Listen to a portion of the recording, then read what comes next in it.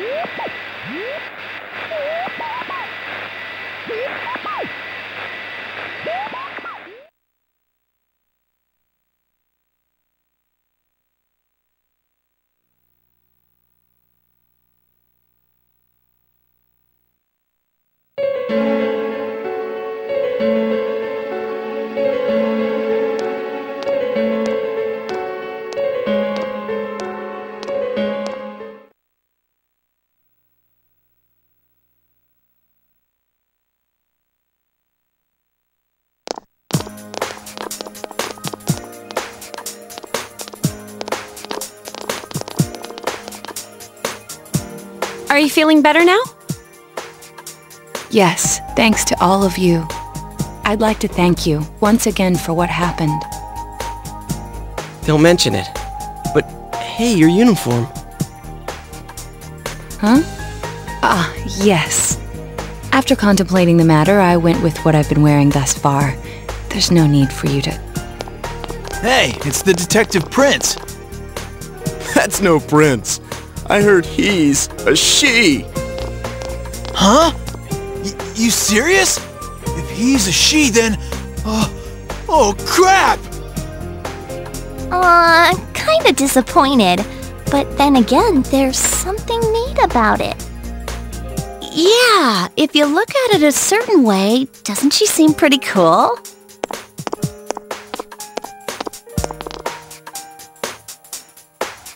My, rumors spread so quickly.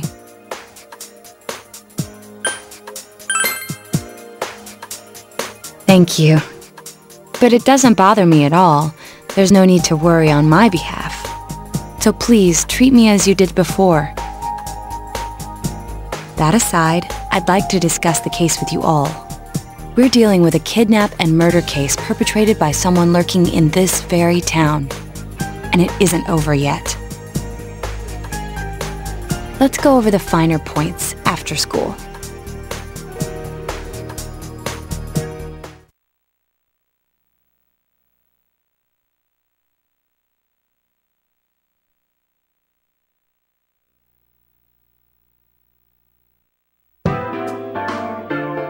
First, I heard the doorbell ring.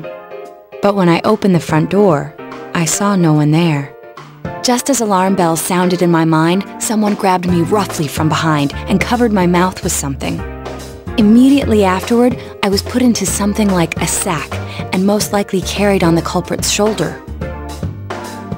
Wow, how could you remember all that? The culprit seems to have used a chemical to incapacitate me, but luckily I wasn't completely unconscious. I had been expecting a trick along those lines, so I was somewhat prepared. And of course, I was desperate to gather as much information as I could. No wonder you're an ace detective! That ain't something to be proud of. You are too damn calm about all this. Judging by their actions and body type, I'd say the culprit is definitely a man. I heard no conversations or voices, so I believe he is acting alone. It's after that that things get murky. I felt a single impact, which I assume is when I was thrown inside the TV. But the time from kidnapping to that point seemed too short. It was a matter of minutes. So you were immediately thrown inside the TV after being kidnapped. Oh, could there have been a TV on the side of the road? Regrettably, my memory from there on is a blur. I see. But man, the killer came right up to the door and rang the bell? That's just crazy. I finally understand why you all testified that you couldn't recall much of what happened. Such a bizarre experience, with mental and physical fatigue on top of it. It's only natural to be confused. And going by the surrounding circumstances, my kidnapping and everyone else's were near identical. There is no question that the culprit is the same in each case. So that Mitsuo boy who said he killed King Moron? Everything makes sense now. I can't say for sure until I gather more concrete evidence. But Mitsuo Kubo's only victim was Mr. Muraoka. It was a copycat killing that mimicked the true culprit's method. No wonder King Moron's death broke the pattern in so many ways. The question remains, though, as to how Kubo learned of that world. That's it! That's what was bothering me. Mitsuo could enter the TV, right?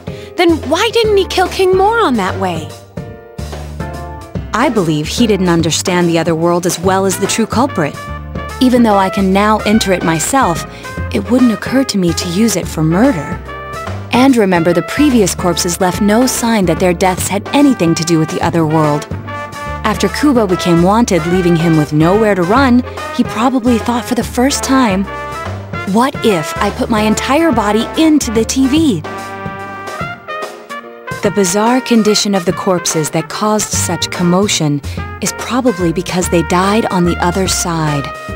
It's a simpler explanation than figuring out why the killer would risk disposing of the bodies in such a way. Which means their inexplicable condition of being hung on a foggy day wasn't due to the culprit making a statement. Much of our speculation could be tested if we could ask Kubo in person. However, I've unfortunately been taken off the investigation. And I highly doubt that the police will believe any of this. They wouldn't admit that it wasn't Mitsuo in the first place. Once you've said something on TV, it's not easy to admit you were wrong. I believe the primary cause of my dismissal was because I raised that possibility to them. The police won't readily concede that they made false charges. All the more so if the accused is a juvenile. In fact, the overwhelming sentiment with the police force is to end this case with his arrest. Even if it's possible there's another killer? Those dickheads. I had a feeling that would be the case. Not that I trusted him in the first place.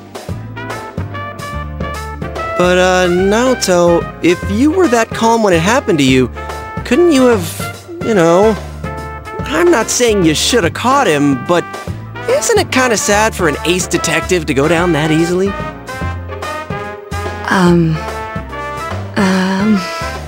To tell you the truth, I was really scared. I'm sorry. It can't be helped. None of us could resist the culprit either. Don't forget, Naoto-kun is younger than us, and she's a girl. Oh yeah, that's true. I keep forgetting when I see her talking like this. You know, Naoto? What is it?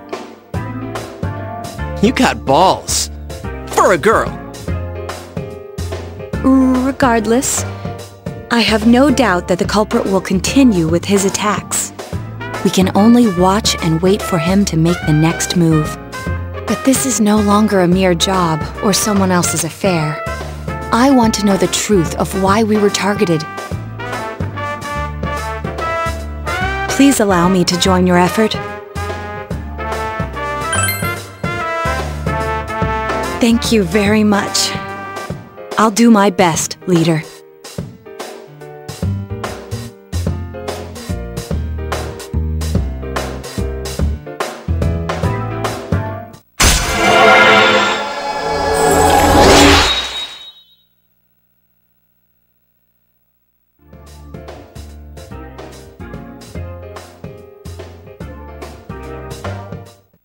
Since I'm the king of the geniuses, I knew it would work out this way.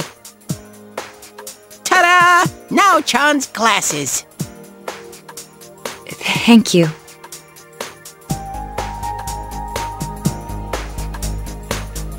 They told me about you, Teddy. I can sympathize with your drive to find yourself. If I may help in any way, let me know. Wow, what a nice girl.